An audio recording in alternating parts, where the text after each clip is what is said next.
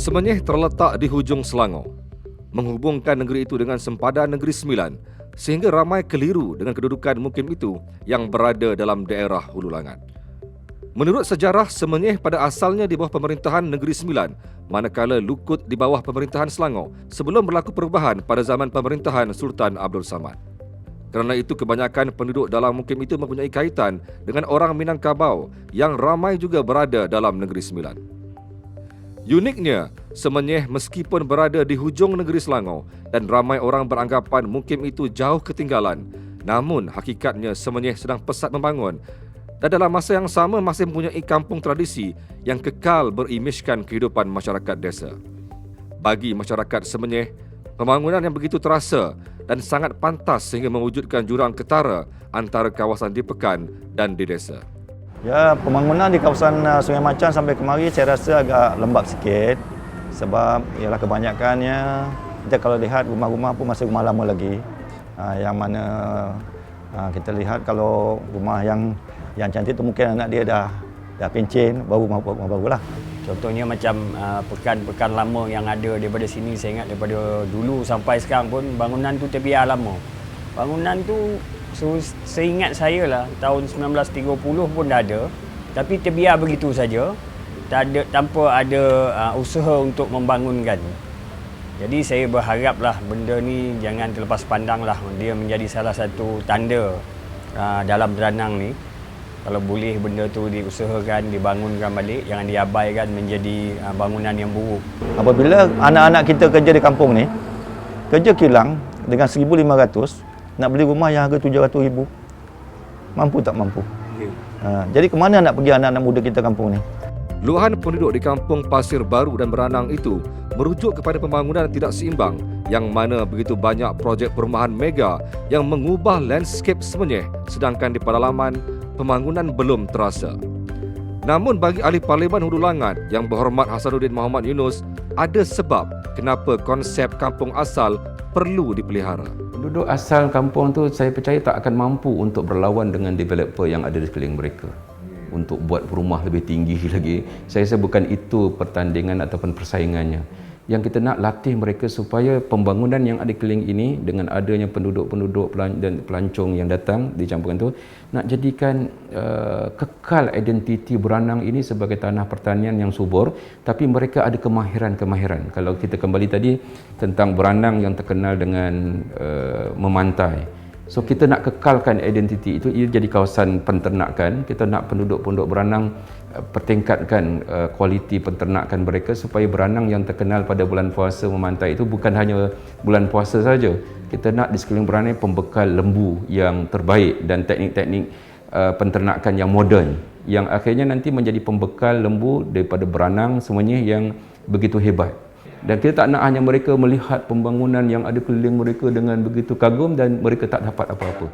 Bukan sekadar isu pembangunan yang tidak seimbang, pelbagai isu lain turut dibangkitkan terutama mengenai pengurusan prasarana dalam Dun Semenyih. Pengurusan sampah di Sungai Semenyih yang menjadi nadi kepada bekalan air di Lembah Kelang sudah begitu lama tidak diselesaikan. Isu jalan Beranang ke Semenyih yang sering sesak turut menimbulkan rasa kurang senang penduduk di situ. Di Kampung Pasir ini ada satu je tempat sampah, pembuangan sampah yang mana MKJ uruskan. Dalam kampung macam ini yang besar, tak terurus sampah. Sampai melambak jatuh dalam sungai. Sebab sampah tu di tepi sungai. Sedangkan masa ini pun kerajaan melaung-laung kebersihan sungai, indahkan sungai. Tapi masalah tong sampah tu, saya rasa kalau dilantik wakil rakyat, tak kira siapalah wakil rakyat pun, kalau dia dapat menang, tolong jengah-jengah kampung. Jangan bila ada masalah pun nak datang kampung. Betul lah, yang kita dah tengok pembangunan yang di Eco Hill apa semua tu. Bila perjalanan daripada kampung tradisi, contoh nak pergi ke Pekan Semenyih, jalan daripada Bandar Tasik Kusuma ni yang pesat membangun, besar. Ada 3-4 link. Bila sampai satu pada jembatan yang ada yang kecil daripada dulu sampai sekarang yang tiada perubahan, jalan tu dia jadi stuck. Jembatan Kampung Rincing kalau tak silap saya. Terlalu sesak. Bila waktu sekolah, waktu tengah hari, waktu budak sekolah balik, jadi dia terlalu sesak. Tak ada usaha untuk memperbaiki benda tu. Merujuk kepada Dewan Undangan Negeri Semenyih, Dengan kepadatan penduduk dan pengundi melebihi 50,000 orang, Dun Semenyih begitu luas bermula dari Sungai Kantan sehingga membawa ke Pekan Beranang dan lebih jauh lagi ke pelusuk Sungai Tekala. Sejak pilihan raya umum pertama, Barisan Nasional menerusi Parti UMNO adalah kuasa kuat politik di Semenyih dengan memenangi semua pilihan raya sebelum tumbang di tangan Pakatan Harapan dalam pilihan raya 14 pada 2018. Dengan mendapat majoriti 8,964 undi, Bakhtiar Muhammad Noor yang mewakili Parti Pribumi Bersatu Malaysia membuat kejutan besar mengalahkan Datuk Johan Abdul Aziz yang sudah 2 penggal menang di Dun Semenyih. Namun tidak sampai setahun, Bakhtiar meninggal dunia pada 11 Januari kerana serangan jantung. Pemergiannya membawa kepada satu pilihan raya kecil dan bakal menjadi medan pertembungan parti politik pada 2 Mac 2019. Bagi beberapa pimpinan parti utama di Semenyih, pertembungan pada PRK kali ini pastinya sengit kerana semua pihak sedang berdepan pelbagai masalah yang dinilai rakyat untuk membuat satu keputusan. Kalau kita lihat, air itu terkepung dengan satu halangan. Air semakin tinggi. Dan bila sampai masanya batu itu pecah dan air itu mengalir dengan laju. Betul, selama ini UMNO merupakan di Semenyih ini kubu kuat UMNO. Bertahun-tahun nak tembus tak boleh. Tapi mulai daripada tahun 2018, halangan itu telah pecah dan air telah mengalir dengan lajunya. So air ini tak boleh dihalang lagi. So kekuatan Pakatan Harapan begitu terserlah di Semenyih ini. Sukar untuk mereka ambil balik. Betul, kalau PRK kali ini ianya tidak akan merubah kerajaan, tetapi sekurang-kurangnya suara lantang daripada Semenyih ini yang di mana kepadatan penduduknya yang semakin hari semakin dahsyat penambahannya, bagilah peluang kepada pembangkang khususnya BN untuk menyuarakan. Saya percaya orang ramai tetap akan memilih sebuah parti yang mewakili kerajaan yang sedia ada, kerajaan yang sedang memerintah untuk membantu penyaluran pembangunan dan sebagainya. Ini bukan satu benda yang pelik kerana mereka telah merasakan kenikmatan yang ada itu. Saya yakin kita mampu untuk memenangi kerusi di Semenyih ini. Yang pertamanya, kalau kita buat kajian dari segi jumlah undi yang diperolehi oleh blok pembangkang dengan kajian hari ini, tidak ada beza, tak jauh beza, 50-50. Itu kata mereka. Namun bagi orang ramai, ada pelbagai isu yang mereka mahu pemimpin di Semenyih perjuangkan. Banyak isu lama yang bagi mereka sehingga hari ini belum dapat diselesaikan. Isu tanah umpamanya menjadi kerisauan masyarakat Melayu asal dan orang asli yang menghuni Semenyih sejak puluhan, malahan ratusan tahun. Tanah ni kita nak selesaikan hal tanah je lah. Macam tanah orang asli lah. Itu tanah kekal lah kan. Kalau lah tanah tersimpan, kita duduk situ, dah macam kita orang nak tebang sikit, macam forest dia marah kan. Tak boleh tebang. Tak boleh tebang, kita macam saya cakap lah. Kita buat tebang ni, buat kebun lah. Tanam ubi ke, macam tanam pisang ke apa kan, gitulah. Pasal kita duduk tersimpan. Isu Kampung Pasir Baru ni saya rasa masalah geran tanah yang akan tamat tempoh pada 2033. Yang ini lebih kurang 14 tahun lagi daripada tarikh sekarang ni. Isu ni saya rasa isu yang sangat mustahil lah bagi generasi akan datang lah kalau kami semua orang tua-tua ni tak ada.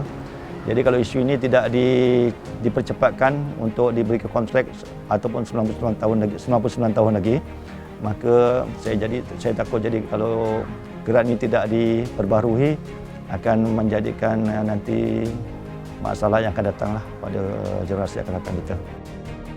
Meskipun isu pembangunan menjadi perdebatan di pedalaman Semenyih, berbeza sekali dengan penduduk di kawasan Pekan yang merasakan sudah cukup selesa, tetapi mereka merasa terkesan dengan sikap pemimpin yang selama ini tidak banyak meluangkan masa mendekati mereka. Tentu sekali, senario itu perlu diberi perhatian jika calon yang bertanding mahu parti mereka menguasai DUN itu. Pembangunan tu begitu rancak lah. yang begitu rancak. Kalau dulu tak ada kondo, sekarang ada kondo, perumahan elit dan sebagainya. Sistem jalan rayanya, mana dulu kalau kita di Bandar Rinci ni agak sukar nak ke KL kerana terpaksa mengikut jalan yang lama. Sekarang hari ni bagi saya dah begitu baik.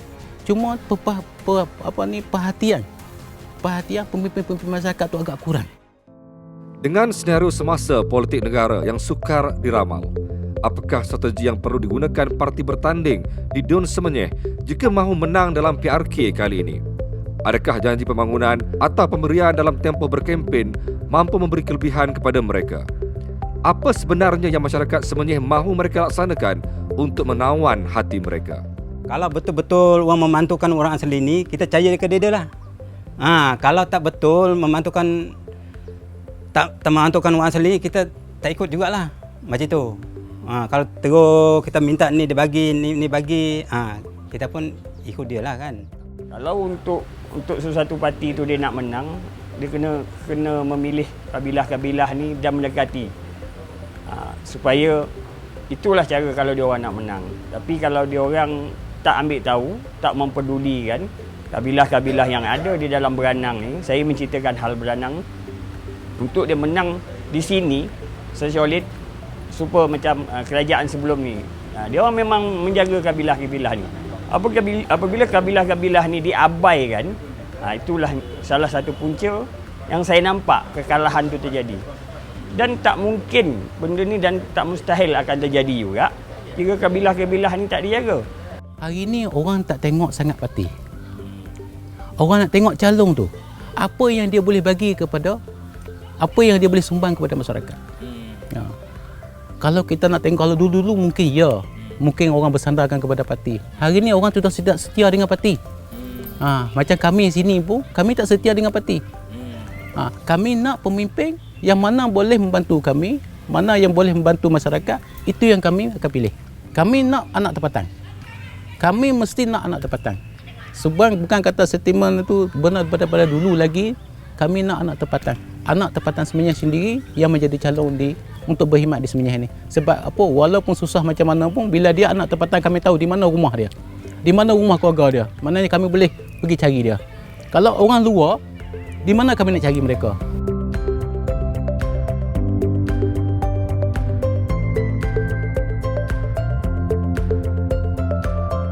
Dengan pelbagai isu yang dibangkitkan serta difahamkan ada beberapa kemelut dalam parti bertanding, pastinya pertembungan dalam PRK Semenyih kali ini sangat menarik untuk dijadikan perhatian.